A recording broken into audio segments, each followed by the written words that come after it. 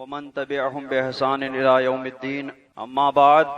فأعوذ بالله من الشيطان الرجيم بسم الله الرحمن الرحيم يا أيها الذين آمنوا من يرتد منكم عن دينه فسوف يأتي الله بقوم يحبهم ويحبونه أذلة على المؤمنين عزة على الكافرين يجاهدون في سبيل الله ولا يخافون لومة لائم صدق الله مولانا العظيم وبلغنا رسوله النبي الأمين الكريم ونحن على ذلك لمن الشاهدين والشاكرين والحمد لله رب العالمين. حضرات گرامی، شہزادہ حضور صدر الشریعہ حضرت علامہ مفتی بہاءالمصطفیٰ صاحب قبلہ مدد ذلہ العالی کے بیان کے بعد مجھ جیسے چھوٹے آدمی کا کچھ بھی بیان کرنا بہت ہی سراسر بے ادبی. یہ 30-40 منٹ کا وقت انہی کے لیے رکھا گیا تھا، مگر چونکہ طبیعت کی کمزوری کی وجہ سے انہوں نے 10 منٹ میں اپنی بات ختم کر دی اور 20-25 منٹ کا وقت پھر بھی باقی بچا. الامر فوق الادب کے تحت حکم کی تعمیل کے لیے میں کھڑا ہوا اور انشاءاللہ ان 10 منٹ میں ہی اپنی بات ختم کر کے میں مائک شہزاد حضور تاج الشریعہ دامت برکاتہم العالیہ کے حوالے کروں گا اور انشاءاللہ ان سے بھی آپ قیمتی نصیحت سماعت فرمائیں گے. میں نے جس آیت کریمہ کی تلاوت کا شرف حاصل کیا اس میں اللہ رب العزت ارشاد فرماتا ہے یا ایھا الذین آمنوا، اے ایمان والو، من یرتد منکم عن دینہ، تم میں سے جو دین سے پھر جائے، فسوف یأتی اللہ بقوم یحبہم ویحبونہ، تو ان قریب اللہ ایسی قوم پیدا فرمائے گا جن سے وہ محبت کرے گا اور وہ اللہ سے محبت کریں گے. اذلۃ علی المؤمنین، وہ مومنین کے لیے نرم ہوں گے. اعزۃ علی الکافرین، اور کافروں کے لیے سخت ہوں گے. یجاہدون فی سبیل اللہ، اللہ کی راہ میں جہاد کریں گے. ولا یخافون لومۃ لائم، اور کسی ملامت کرنے والے کی ملامت کا انہیں کوئی خوف نہیں ہوگا. اس آیت کریمہ میں اللہ رب العزت نے ہمیں درس دیا، سبق دیا کہ تم میری عبادت کرتے ہو تو مجھ سے محبت بھی کرو. اگر تم محبت نہیں کرو گے تو میں ایسے لوگ پیدا کروں گا جن سے میں محبت کروں گا اور وہ مجھ سے محبت کریں گے. اذلۃ علی المؤمنین، وہ مومنین کے لیے نرم ہوں گے. عزت علی الکافرین، کافروں کے لیے سخت ہوں گے. یجاہدون فی سبیل اللہ، اللہ کی راہ میں جہاد کریں گے. ولا یخافون لومۃ لائم، اور کسی ملامت کرنے والے کی ملامت کا خوف نہیں کریں گے. اس سے ثابت ہوا کہ اللہ اور رسول سے محبت کرنا یہ اصل ایمان ہے، اور ان سے بہت زیادہ محبت کرنا یہ کمال ایمان ہے. سرکار دو عالم صلی اللہ علیہ وسلم نے ارشاد فرمایا ثلاث من کن فیہ وجد حلاوت الایمان، کہ 3 خصلتیں جس شخص کے اندر ہوں گی اسی کو ایمان کی لذت محسوس ہوگی، اسی کو ایمان کی شیرینی محسوس ہوگی، اسی کو ایمان کا مٹھاس محسوس ہوگا. من کان اللہ ورسولہ احب الیہ مما سواہما، ایک تو وہ شخص جس کو اللہ و رسول تمام ما سوا سے سب سے زیادہ محبوب ہوں گے، اس کو بھی سب سے زیادہ ایمان کی لذت محسوس ہوگی. اور من احب عبدا لا يحبه الا للہ، جو کسی بندے سے محبت کرے تو صرف اس لیے کہ اللہ رب العزت کی رضا اور خوشنودی حاصل ہو جائے. اور تیسری خصلت جس کے ایمان کی لذت محسوس ہوگی وہ شخص جو ایمان لانے کے بعد کفر کی طرف لوٹنا ویسے ہی ناپسند کرے گا جیسے کہ آگ میں ڈالا جانا ناپسند کرے گا. تو جس کو ایمان اتنا محبوب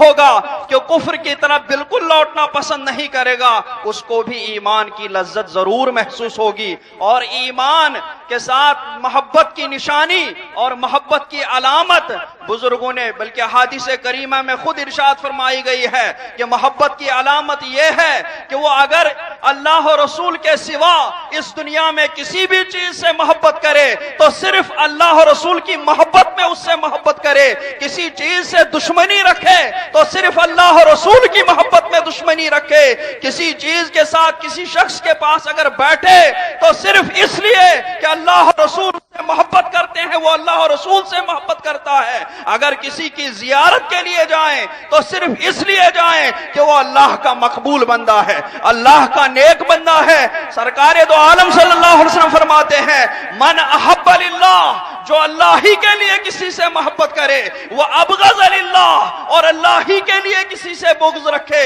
وآتا للہ اور اللہ ہی کے لیے کسی کو کچھ دے، ومنع للہ اور اللہ ہی کے لیے کسی سے کوئی چیز روکے،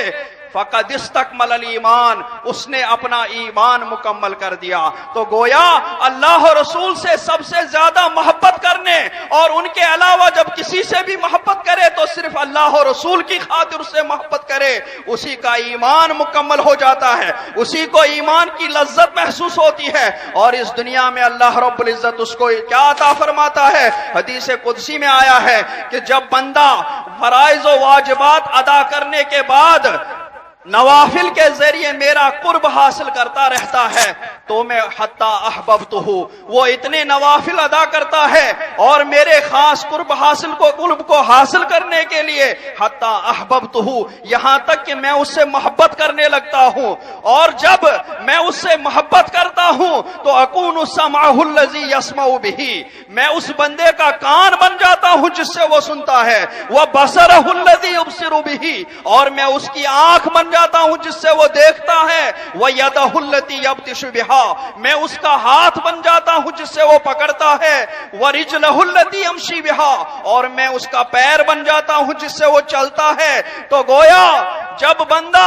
نوافل کے ذریعے اللہ کا قرب حاصل کرتا ہے اور اس کو اللہ کی محبت حاصل ہوتی ہے تو اس کا کان تو ہوتا ہے لیکن اس میں سننے کی طاقت خدائی ہوتی ہے، اس کی آنکھ تو ہوتی ہے لیکن دیکھنے کی طاقت خدائی ہوتی ہے، ہاتھ تو ہوتا ہے اس میں پکڑنے کی طاقت، کام کرنے کی طاقت خدائی ہوتی ہے، پیر تو اس کا ہوتا ہے لیکن اس میں چلنے کی طاقت خدائی ہوتی ہے۔ اسی لیے ایسا بندہ جب کچھ دیکھتا ہے تو وہ ایسا کچھ بھی نہیں دیکھتا جس کو اللہ رب العزت پسند نہ فرماتا ہو، وہ کان سے ایسا کچھ بھی نہیں سنتا جو اللہ اور رسول کو ناپسند ہو، وہ ہاتھوں سے ایسا کوئی کام نہیں کرتا جو اللہ اور رسول کو ناپسند ہو، وہ پیروں کے ذریعے ایسے کام کی طرف کبھی نہیں قدم اٹھاتا جو اللہ اور رسول کو ناپسند ہو۔ جب بندہ ایسا ہو جاتا ہے کہ سارے اللہ اور رسول کے پسندیدہ کام ہی کرتا ہے، دیکھتا ہے تو خدائی طرف دیکھتا ہے، اور جو کچھ یہ کرتا ہے تو وہ سب حق ہوتا ہے، وہ سب اللہ اور رسول کا پسندیدہ ہوتا ہے۔ اسی لیے بعد میں اللہ رب العزت اس حدیث قدسی میں ارشاد فرماتا ہے کہ جب بندہ اس مقام پر پہنچ جاتا ہے تو لئن سالنی لأعطینہ، جب وہ مجھ سے کچھ مانگتا ہے تو میں ضرور اس کو عطا کرتا ہوں، ولئن استجارنی اجیرنہ اور جب وہ میری پناہ لیتا ہے تو میں اس بندے کو اپنی پناہ میں لیتا ہوں۔ تو یہ اولیاء کرام ہی ہے جو ہر دم اللہ کی پناہ میں رہتے ہیں۔ عصمت تو انبیاء کرام اور فرشتوں کے لیے ہے، لیکن جب بندہ اس مقام اور اس مرتبے تک پہنچتا ہے تو اس کو بھی اللہ تعالیٰ کی پناہ اور اس کو بھی اللہ تعالیٰ کی حفاظت حاصل ہوتی ہے، جس سے وہ گناہوں سے پاک اور محفوظ رہ جاتا ہے۔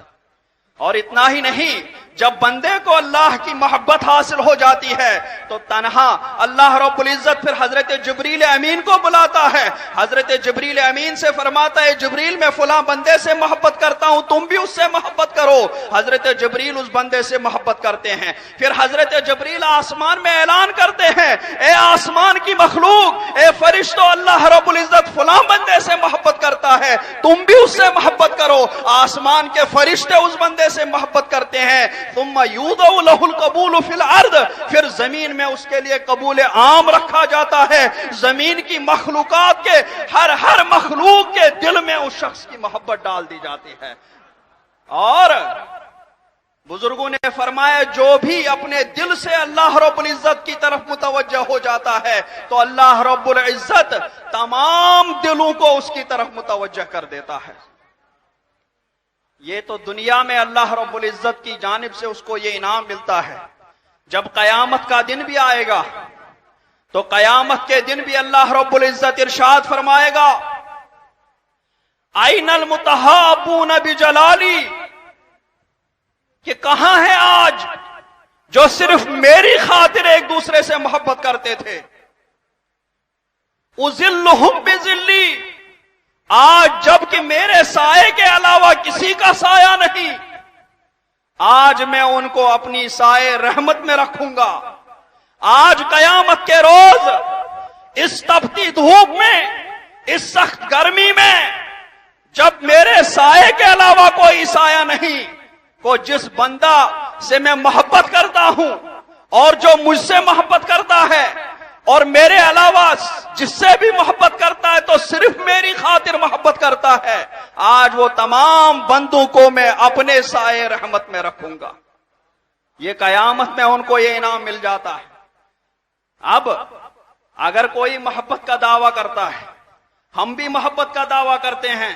کہ ہم بھی اللہ سے محبت کرتے ہیں، ہم بھی رسول سے محبت کرتے ہیں، ہم بھی اولیاء کرام سے محبت کرتے ہیں، تو کیا ہمارے زبان سے کہہ دینے سے کیا ہمیں یہ دعویٰ ثابت ہو جائے گا؟ نہیں، ہرگز نہیں۔ اس کے لیے بھی قرآن پاک نے کسوٹی مقرر فرمائی ہے، اور آیت کریمہ جس کو آیت امتحان کہا جاتا ہے کہ اگر کسی کی محبت کا امتحان لینا ہو، اگر کسی کی محبت کی آزمائش کرنی ہو کہ وہ اپنی محبت میں سچا ہے یا جھوٹا ہے، تو دیکھو کہ وہ مصطفیٰ جان رحمت کا سچا پیروکار ہے کہ نہیں، سرکار کے نقش قدم پر چل رہا ہے کہ نہیں چل رہا ہے۔ قل ان کنتم تحبون اللہ فاتبعونی، اے محبوب تم فرما دو اپنی امت سے کہ اگر تم اللہ سے محبت کرتے ہو تو میری پیروی کرو، میرے نقش قدم پر چلو۔ تو اگر کوئی اللہ سے محبت کا دعویٰ کرے تو اس کو دیکھو کہ وہ سرکار کی نقش قدم پر چل رہا ہے کہ نہیں چل رہا ہے، سرکار کی پیروی کر رہا ہے کہ نہیں کر رہا ہے۔ اگر سرکار کی پیروی کر رہا ہو تبھی وہ اپنا اس محبت کا دعویٰ کرنے میں سچا ہے، ورنہ اس کا دعوی محبت سچا نہیں ہے، وہ جھوٹا ہے، وہ جھوٹ کہہ رہا ہے کہ وہ اللہ سے محبت کرتا ہے۔ اور جو سچ کر رہا ہو، جس کا دعویٰ بالکل سچا ہو، جیسے کہ ہمارے بزرگان دین، جیسے اولیاء کاملین، ان لوگوں نے جب فرمایا کہ ہم اللہ اور رسول سے محبت کرتے ہیں تو سرکار کی پیروی کر کے دکھایا، خوشحالی میں رہے تب بھی سرکار کی پیروی کا دامن نہیں چھوڑا، تنگ دستی میں رہے تب بھی سرکار کی پیروی کا دامن نہیں چھوڑا، بیماری رہی تب بھی سرکار کی پیروی کرتے رہے، صحت و تندرستی رہی تب بھی سرکار کی پیروی کرتے رہے۔ ایسے لوگوں کے لیے اسی آیت کریمہ میں اللہ رب العزت ارشاد فرماتا ہے کہ جب ایسے بندوں کی محبت کا دعویٰ سچا ہو جائے اور وہ جو مجھ سے محبت کر رہے ہیں وہ سرکار کی پیروی کر کے ثابت ہو جائے تو ان کو میں کیا انعام دیتا ہوں؟ یحببکم اللہ، ان کو میں اپنی محبت عطا فرما دیتا ہوں، ان سے میں محبت کرتا ہوں، ویغفر لکم ذنوبکم، اور جس بندے سے پھر میں محبت کرتا ہوں تو اس کے دلوں سے گناہوں کی گندگی کو دور کر دیتا ہوں، اس کے دلوں سے گناہوں کی آلودگی کو دور کر دیتا ہوں۔ جب گناہوں سے اس کے دل کو صاف کر دیتا ہوں تب اس کے بعد ایمان کے نور سے اس کو منور کر دیتا ہوں، وہ مصفا اور مجلہ ہو جاتا ہے، اس کا تزکیہ نفس ہو جاتا ہے، وہ ہر حال میں اللہ کے رسول کا پیروکار بن جاتا ہے، وہ ہر حال میں سرکار کی پیروی کر رہا ہوتا ہے۔ حضور مفتی اعظم علیہ رحمت و رضوان کے بارے میں، بلکہ ان سے پہلے اعلی حضرت علیہ رحمت و رضوان کے بارے میں، کہ جب ان کی آخری دنوں میں طبیعت کمزور ہوئی، آخری وقت میں جب بیمار رہے اور چلنے پھرنے کی طاقت بھی بہت کم ہو گئی اور کسی کے سہارے سے ہی چلنے لگتے، تو ایسے وقت میں بھی آپ نے مسجد میں آ کر جماعت میں حاضری نہیں چھوڑی۔ ایسے وقت میں بھی 2 آدمیوں کا سہارا لے کر کے سرکار اعلی حضرت مسجد میں پہنچے اور با جماعت نماز ادا کی۔ یہ سرکار دو عالم صلی اللہ علیہ وسلم کی پیروی کا سچا پکا نمونہ ہے کہ جب سرکار کی طبیعت بھی آخر وقت میں اتنی کمزور ہوئی کہ سرکار بھی سہارے کے ساتھ مسجد نبوی میں تشریف لائے تھے، اور سرکار نے آخری نماز جو پڑھی یا آخری سے بھی پہلے تو وہ سرکار نے اس حالت میں پڑھی کہ ایک طرف ایک صحابی کندھا دیے ہوئے تھے، دوسری طرف دوسرے صحابی سہارا دیے ہوئے تھے، اس حال میں سرکار حجرہ حضرت عائشہ سے مسجد نبوی میں تشریف لائے اور با جماعت نماز ادا فرمائی۔ سرکار اعلی حضرت نے بھی آخری دنوں میں مصطفیٰ جان رحمت کی سچی پیروی کا نمونہ اسی طور پر پیش کیا کہ آپ نے بھی سہارا لے کر کے مسجد تک پہنچے اور سہارا لے کر کے وہاں با جماعت نماز ادا فرمائی۔ حضور مفتی اعظم کے بارے میں بھی بہت سنا، لوگوں سے سنا، دیکھا تو نہیں، لیکن فرمایا کرتے ہیں کہ جب آخر میں طبیعت کمزور ہو گئی تو اللہ سے اتنی محبت، رسول سے اتنی محبت کہ جب بیماری کی وجہ سے ہم لوگوں کی زبان سے آہ اور واہ نکلتا ہے تو حضور مفتی اعظم علیہ رحمت و رضوان کی جب طبیعت کمزور کمزور تھی، بیماری تھی، تو آپ کی زبان اقدس سے بیماری کی وجہ سے آہ اور اوہ کی آواز نہیں نکلتی تھی، بلکہ جب بھی آپ کی زبان اقدس سے آواز نکلتی تھی تو اللہ کر کے نکالا کرتے تھے، اللہ کر کے نکالا کرتے تھے۔ اس حالت میں بھی سرکار مفتی اعظم کو اللہ رب العزت ہی کا ذکر زبان پر جاری تھا، اس حالت میں بھی سرکار مفتی اعظم کے زبان اقدس اللہ رب العزت کے ذکر سے رطب اللسان تھی۔ اور حضور تاج الشریعہ علیہ رحمت و رضوان کی بھی جب طبیعت کمزور ہوئی اور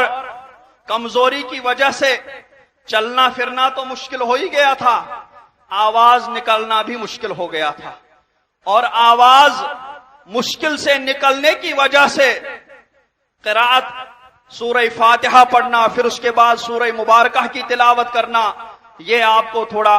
ادائیگی میں بہت مشکل ہوتا تھا، اتنی کمزوری اور اللہ رب العزت کی جانب سے اتنا امتحان تھا، اور امتحان بھی اللہ رب العزت لیتا ہے۔ تو حدیث قدسی میں آیا ہے کہ اللہ رب العزت جب کسی سے امتحان لیتا ہے تو صرف اس وجہ سے کہ وہ اللہ رب العزت کی بارگاہ میں مکرم اور معظم ہوتا ہے۔ دوسرے حدیث قدسی میں آیا ہے کہ اللہ رب العزت فرماتا ہے کہ وہ کسی بندے کے لیے بہت عظیم درجہ لکھتا ہے، اور اس عظیم درجے کے مناسب کوئی عمل رہتا نہیں، اور اللہ رب العزت اس کو عمل کی توفیق عطا فرماتا ہے، اور پھر اس کے بعد امتحان لیتا ہے، اور اس امتحان میں جب وہ بندہ کامیاب و کامران ہو جاتا ہے تب اللہ رب العزت کی بارگاہ میں اور مرتبے اور درجات اس کے بلند ہو جاتے ہیں۔ اور یہ صرف عام اولیاء کرامین کا نہیں، عام مومنین کا نہیں، بلکہ اللہ رب العزت کو جو سب سے زیادہ محبوب تھے سرکار دو عالم صلی اللہ علیہ وسلم اور انبیاء کرام کی جماعت، انہی کو سب سے زیادہ امتحان ہوا تھا، انہی کو سب سے زیادہ آزمائش اللہ رب العزت نے لی۔ اللہ کے پیارے رسول صلی اللہ علیہ وسلم فرماتے ہیں ان اشد الناس بلاء الانبیاء، سب سے زیادہ جس جماعت کو آزمائش ہوئی، جس جماعت کا امتحان ہوا، وہ انبیاء کرام کی مقدس جماعت ہے، اور اللہ رب العزت نے ان سے جو آزمائشیں لی وہ تمام آزمائشوں کو قرآن پاک میں جا بجا ارشاد فرمایا ہے۔ حضرت نوح کی آزمائش کو فرمایا، حضرت ابراہیم کی آزمائش کو فرمایا، حضرت ایوب کی آزمائش کو ذکر فرمایا، لیکن ہر سرکار دو عالم صلی اللہ علیہ وسلم کے ذکر فرمایا، لیکن ہر جگہ ہر وقت میں انبیاء کرام ان آزمائشوں میں، ان امتحانات میں کامیاب ہوئے، اور اللہ رب العزت کی بارگاہ میں ان کا مقام بہت بلند ہوا، اتنا بلند ہوا کہ کوئی کتنی ہی عبادت اور ریاضت کرے، لیکن اللہ کے فضل و کرم سے یہ جماعت اتنی بلند و بالا ہے کہ ان کے مرتبے اور ان کے مقام کو کوئی بھی نہیں پہنچ سکتا۔ تو حضور تاج الشریعہ علیہ رحمت و رضوان کی جب آزمائش ہوئی، قرات اتنی لمبی کرنا کمزوری کی وجہ سے ممکن نہیں ہوتا تھا، تو ایسے وقت میں بھی حضور تاج الشریعہ نے جماعت سے نماز پڑھنا نہیں چھوڑا تھا، بلکہ ایسے وقت میں بھی حضور اسجد میاں صاحب قبلہ کو آگے کرتے تھے کہ تم نماز پڑھو، تم قرات کرو، میں تمہارے پیچھے مقتدی بن کر کے نماز پڑھ لوں گا، تاکہ تمہاری قرات میری قرات ہو جائے گی، کیونکہ امام کی قرات، امام کا پڑھنا وہ مقتدی کا پڑھنا ہو جاتا ہے، تو کہیں قرآن پاک میں کوئی لفظ کمزوری کی وجہ سے رہ نہ جائے، کوئی حرف کمزوری کی وجہ سے رہ نہ جائے، اس وجہ سے حضور تاج الشریعہ علیہ الرحمت و رضوان کبھی حضور اسجد میاں صاحب کو آگے کرتے تھے کہ تم پڑھو اور میں پیچھے پڑھ لوں، اور ان کی غیر موجودگی میں کبھی مجھ کو آگے بڑھایا کرتے تھے کہ تم قرات کر لو تو میں تمہارے طرف پیچھے جو ہے نماز ادا کر لوں گا۔ ایسے وقت میں بھی قرآن پاک کے مخارج، قرآن پاک کی قرات اور قرآن پاک کی تلاوت کا کتنا اہتمام فرمایا، کتنا انتظام فرمایا، یہ ان بزرگوں ہی کا حصہ ہے۔ اور اللہ کے پیارے رسول نے جو ہمیں دعا ارشاد فرمائی، اسی دعا پر میں اپنی بات ختم کروں گا۔ اللہ رب العزت ہمیں ان بزرگوں کے نقش قدم پر چلنے کی توفیق رفیق عطا فرمائے، ان کی محبت عطا فرمائے، اللہ رسول کی محبت عطا فرمائے۔ اللہم ارزقنا حبک وحب من یحبک وحب عمل یقربنا الی حبک، وصلی اللہ تعالی علی خیر خلقہ محمد وعلی آلہ وصحبہ اجمعین برحمتک یا ارحم الراحمین ومن تبعهم بإحسان إلى يوم الدين، اما بعد فاعوذ باللہ من الشیطان الرجیم، بسم اللہ الرحمن الرحیم۔ یا ایہا الذین آمنوا من یرتد منکم عن دینہ فسوف یأتی اللہ